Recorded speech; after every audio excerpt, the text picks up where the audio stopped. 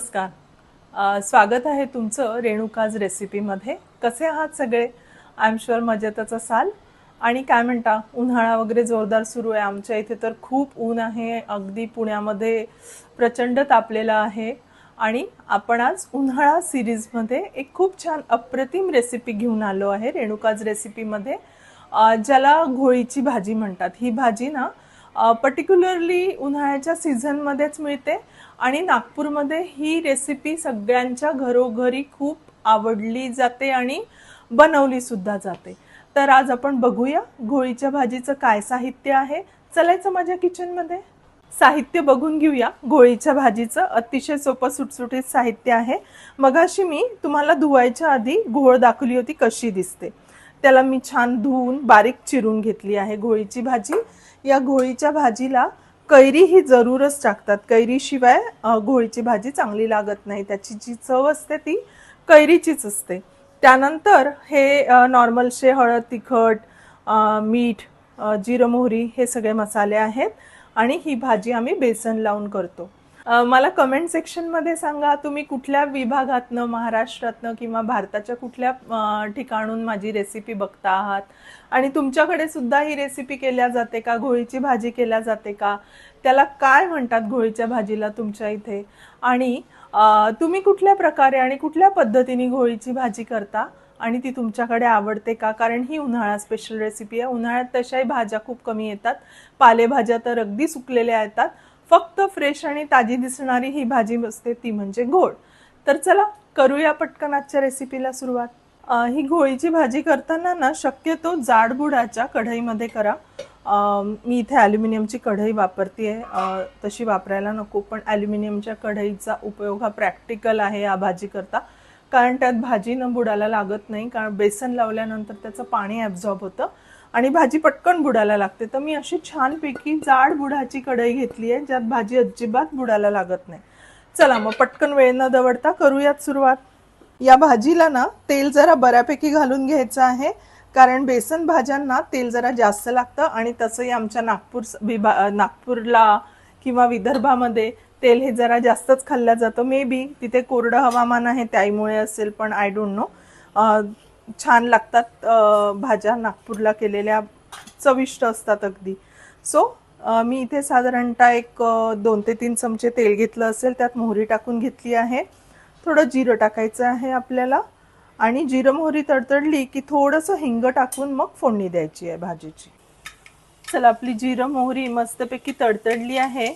आता खमंग असा त्यामध्ये टाकूया हिंग.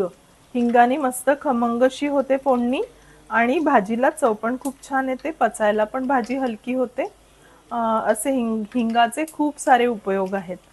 चला आता झालाय हिंग पण छान आपला ब्राऊन आणि वास पण खूप छान खमंग येतो आहे. आता आपण पटकन त्याच्यामध्ये हळद, तिखट टाकूया आणि आपली भाजी लगेचच त्यात टाकून घेऊया.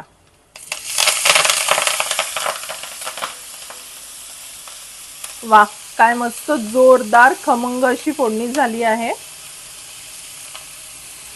मस्त एकदम छान सुवास सुटला आहे. आणि घोळीच्या भाजीचं एक वैशिष्ट्य आहे, त्याला स्वतःची अशी वेगळी चव असते. त्यामुळे त्यात कांदा, लसूण काहीच टाकायची गरज नसते. अर्थात हे माझं ओपिनियन आहे. तुम्ही टाकत असाल कांदा, लसूण तर ते पण माझ्यासोबत शेअर करा. ती सुद्धा पद्धत मी ट्राय करून बघेल. अल्टिमेटली कुकिंग हे आपण एकमेकांकडून शिकत असतो आणि प्रत्येकाची पद्धत ही छानच असते आणि त्याला एक वेगळी चव सुद्धा असते. तर तुम्ही जर खात असाल घोळीची भाजी तर माझ्यासोबत शेअर करा तुमची पद्धत. आता आपण यात ना चवीप्रमाणे मीठ टाकून घेऊया. मीठ टाकल्याने काय होणार, भाजीला थोडं पाणी सुटणार आणि पाणी सुटलं की मग आपण त्याला जेवढं पाणी सुटलं आहे त्या प्रमाणात बेसन लावायचे.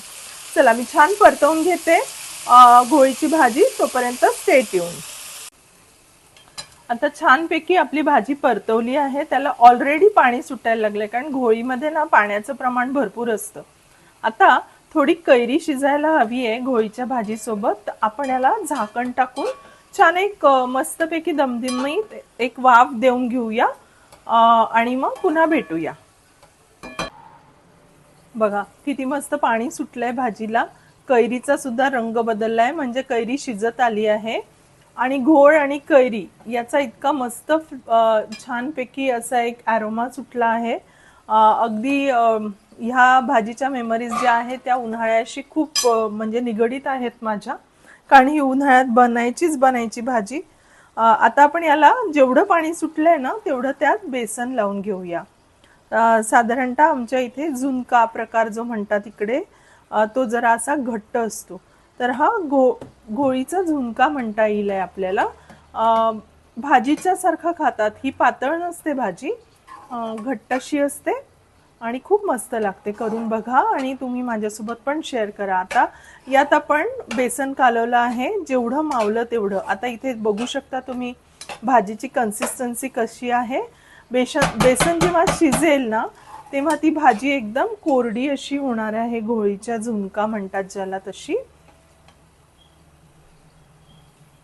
आणि पोळी सोबत, भाकरी सोबत ही भाजी तुम्ही एन्जॉय करू शकता, किंवा साधं वरण भात आहे त्याच्यासोबत तोंडी लावणं सुद्धा ही भाजी छान लागते। कैरीमुळे याला खूप छान असा आंबूस असा फ्लेवर असतो आंबटचा, त्यामुळे हा जेवणाची चव वाढवणारा हा पदार्थ आहे। चटपटीत तिखट आंबट अशी याला जी चव असते त्याने खूप छान लागतो हा पदार्थ। आता आपण बेसन कालवलं आहे, बेसन थोडं शिजायला हवं आहे या पाण्यामध्ये। साधारणतः 1 ते 2 वाफ काढून घ्यायच्या आहे। जसं भाजी शिजेल ना तसं आपोआप ही सुटायला लागेल, म्हणजे बुडाला लागणार नाही। त्याचा व्यवस्थित असा एक गोळा स्वरूपात फॉर्म होऊन येईल आहे। त्यानंतर समजायचं की बेसन शिजलं आणि भाजी आपली तयार झाली, रेडी टू सर्व। तर ठीक आहे, 1 ते 2 वाफ काढल्यानंतर भेटते मी पुन्हा तुमच्याशी।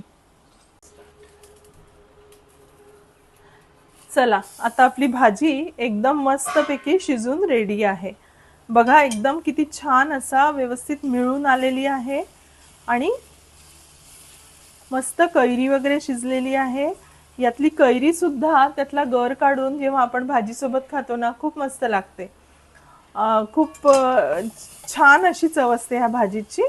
सो आता आपण पटकन प्लेटिंग करून घेऊया, आपली भाजी इज रेडी टू सर्व।